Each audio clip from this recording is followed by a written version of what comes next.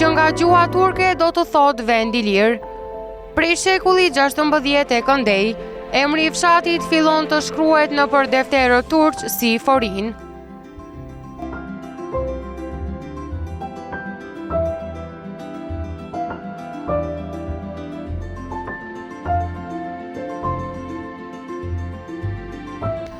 Në vitin 1452, sipas regjistrimit të atij viti, në Forin jetonin 28 familje të krishterë, 4 familje muslimane dhe 1 llogaritë e islamizuar, gjithsej 33 familje.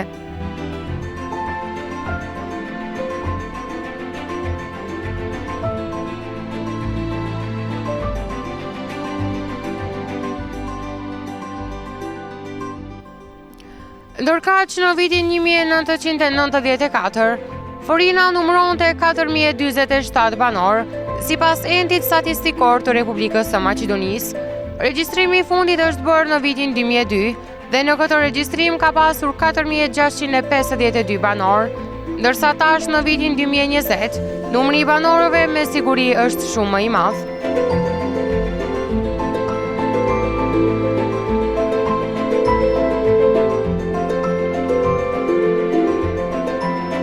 Sipas përkatësisë etnike, gati shumica e banorëve janë shqiptarë, me përjashtim të ndonjë etniteti. Fshatrat shqiptar të rajonit të Pollogut në mesveti ndahen në mahalla, ose siç thuhet në Forin, në kabile, të cilat janë Bajrushet, Biliqet, Bobare, Caket, Qerakçi, Çopet, Daket, Donget, Ferouket, Haset, Loket, Lutet, Manjonet, Maxhiret, Merqet, Selet, Sheket dhe Shishket.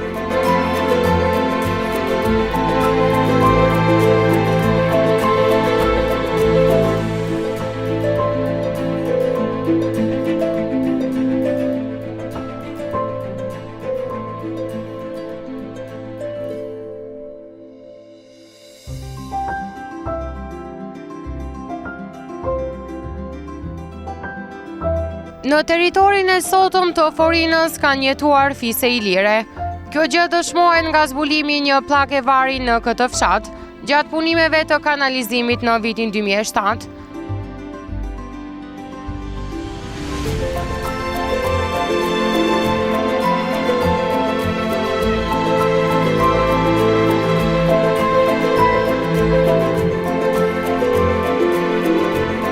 Në epitafin e kësaj pllake është deshifruar se shkruan Ana Bia e Mihailit.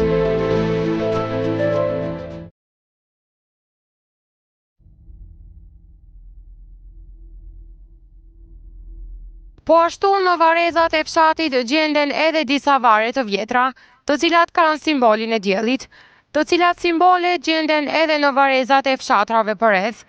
Ky simbol lidhet me fiset ilire, gjë që tregon priardhjen tonë si pasardhës të ilirëve.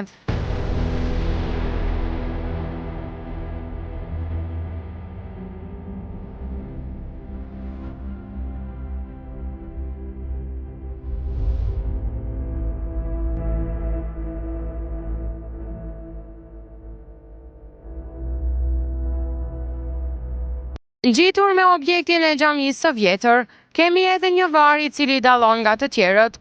Shkronjat janë arabe, ndërsa gjuha në të cilën është shkruar është perse, iraniane.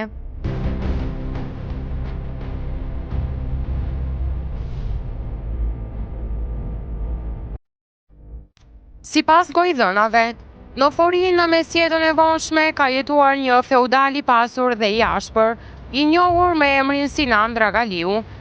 Ato persona të cilat kanë kaluar rreth pronës së tij janë detyruar të punojnë nga 2 ose 3 ditë punë të rëndë fizike, pa pagesë. Kompenzim të vetëm kanë pasur ushqimin që ua ka dhënë. Po ashtu flitet se së bashku me të, janë varosur kali dhe qenji i tij i gjahut. Në varin e tij nuk ka ndonjë epitaf të shkruar, por banorët e mbajnë mend dhe përcjellin gojdhënën se vari i tij gjendet në njën e një darde të egër, e cila është në afërsi të stadiumit të klubit futbollistik Vardarit.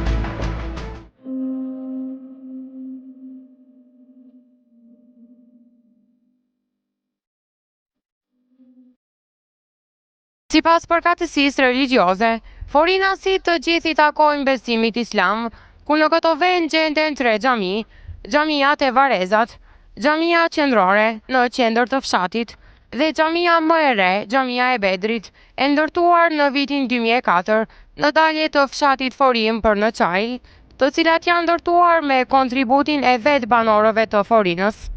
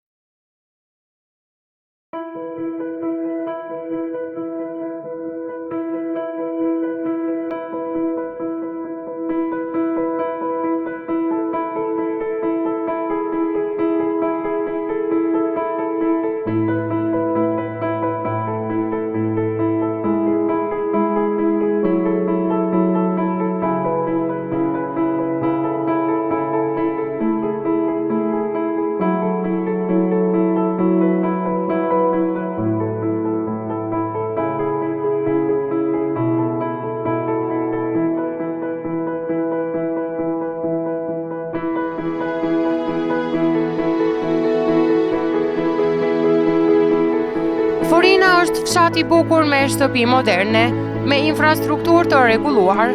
Kjo është bërë e mundur me djersën dhe mundin e mërgjimtarëve të këtij fshati, të cilët edhe pse pjesën më të madhe të kohës e jetojnë në mërgjim, por vendlindjen nuk e harrojnë asnjëherë dhe këtë më e kanë dëshmuar në shumë raste.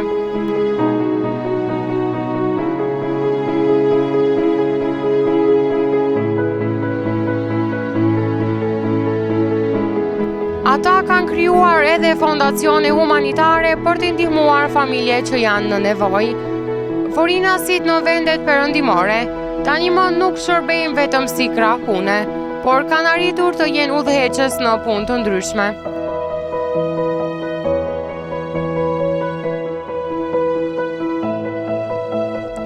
Në jetën e forinasve zë vend edhe arsimimi.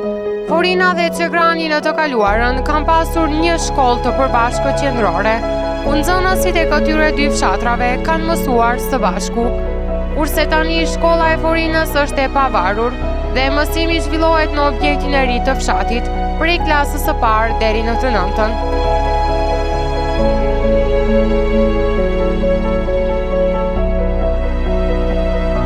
Shkolla ka kushte të mira për mbarvajtjen e mësimit, ku dhe gjatë të gjithë kohës organizohen aktivitete të ndryshme nga nxënësit, të cilat udhëhiqen nga mësimdhënësit e tyre.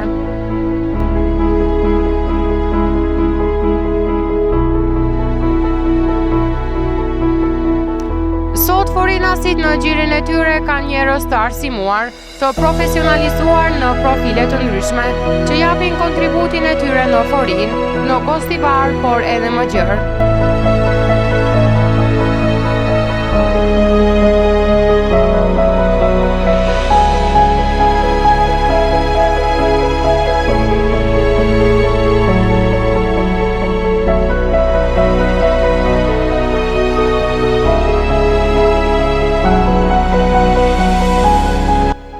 Një ndër figurat kryesore të jetës politike nga ky fshat është Talat Xhaferi, i cili në vitin 2017 u zgjodh kryetari i Parlamentit të Maqedonisë, ku tani është në mandatin e tij të dytë. Ky rast ishte historik, sepse ishte shqiptari i parë që u zgjodh në këtë post.